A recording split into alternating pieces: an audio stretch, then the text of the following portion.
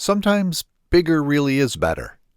A sequel to 2018's Spider-Man Into the Spider-Verse, Spider-Man Across the Spider-Verse justifies the fact that I just had to say spider 4 times.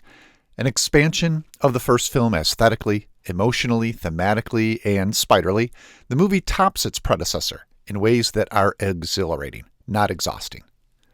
Across the Spider-Verse finds Miles Morales, once again voiced by Shameik Moore, at 15, struggling to juggle all the identities he wears at that formative age: son, student, friend, and yes, the friendly neighborhood Spider-Man of Earth 1610.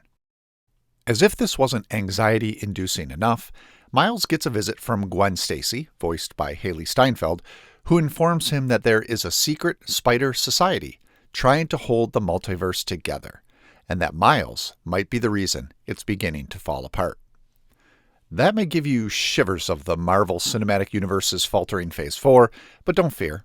Written by producers Phil Lord and Christopher Miller alongside Dave Callahan, Across the Spider-Verse uses the many, many spider heroes we meet for more than fan service, though they serve that purpose too, and delightfully so. The idea that each of these characters has suffered great loss due to their heroic pursuits, something described in a meta-touch as a canon event, has both emotional and thematic resonance.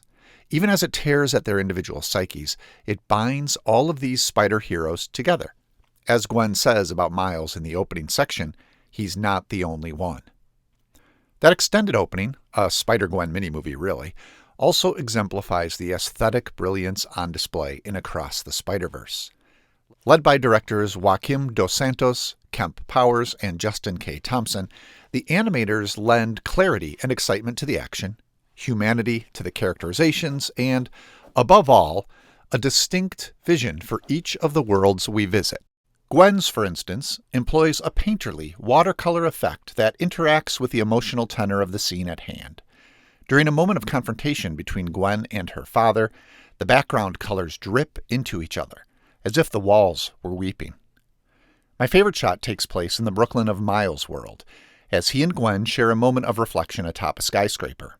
Tying her hair into a ponytail, Gwen scurries under an overhang and sticks herself there in a sitting position, essentially sitting upside down.